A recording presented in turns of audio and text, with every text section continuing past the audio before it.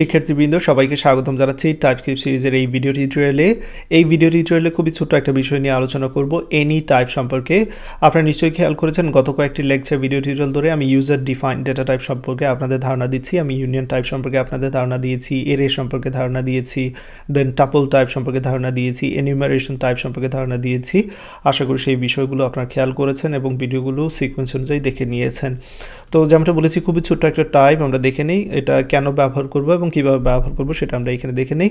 User define, আমি যেই ডিরেক্টরিতে কাজ করছি গত কয়েকটি লেকচার ভিডিও টিউটোরিয়াল ধরে, সেইখানে আমি নতুন একটি ফাইল তৈরি করব। ফাইলের নাম দিচ্ছি anyfile.ts। ওকে, তো এই ফাইলে কাজ করব তার আগে মেকশোর করে নিতে হবে যে আমি দুইটা টার্মিনাল থেকে আমি রয়েছি ইউজার ডিফাইনের মধ্যে। ওকে, তো এখানে আমি Ctrl+C দিয়ে ক্যান্সেল করে নিচ্ছি, এদিকেও অলরেডি ক্যান্সেল করা আছে। তো দুইটা জায়গায় দেখা যাচ্ছে আমি এখানে ইউজার ডিফাইন টাইপের মধ্যে রয়েছি এই ফোল্ডারের মধ্যে, বাট এইখানে আমি নেই। সো এখানে আমি চেঞ্জ ডিরেক্টরি করে ইউজার ডিফাইন টাইপে চলে গেলাম। ফাইন, সো দুইটা জায়গায় আমি সেম ডিরেক্টরি রয়েছি যে এখানে আমার এই ফাইলটা রয়েছে এনি ফাইল, যেটা নিয়ে আমি কাজ করব। ওকে, তো এখানে আমরা অলরেডি এনি সম্পর্কে আমি ধারণা আপনাদের দিয়েছি, তারপর আবার ভালো করে একটু বোঝানোর জন্য এটা আমি তৈরি করছি।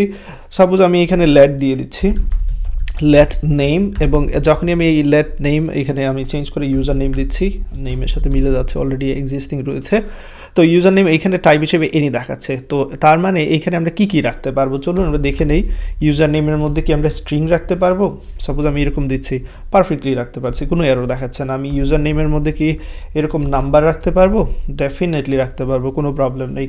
ইউজার নেমের মধ্যে কি আমি বুলিয়ান ভ্যালু রাখতে পারবো কি না? ট্রু সাপোজ, পারফেক্টলি রাখতে পারছি। আমি ইউজার নেমের মধ্যে কি এরে রাখতে পারবো কি না দেখে নেই, 10 20 পারফেক্টলি কাজ করছে। তো মেইনলি এখানে মেইন উদ্দেশ্য হচ্ছে এগুলো দেখানোর যে ইউজার নেমের মধ্যে এটা যেহেতু টাইপ এনি, যেহেতু আমরা এখানে বলে দিইনি এটা টাইপ এনি, সেক্ষেত্রে যে কোনো এখানে ডেটা নিয়ে সে কাজ করতে পারবে। তো আমরা চাইলে এখানে বলে দিতে পারি, এক্সপ্লিসিটলি বলে দিতে পারি যে এটা টাইপ হচ্ছে এনি।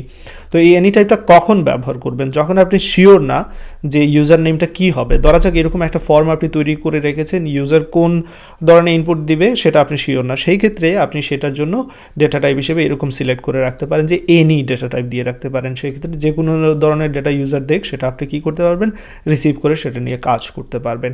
আশা করি এই বিষয়টা নিশ্চয়ই বুঝতে পেরেছেন। তো এই ছিল এনির ব্যবহার, এখানে এছাড়া বিস্তারিত বলার মতো কোনো কিছু নেই।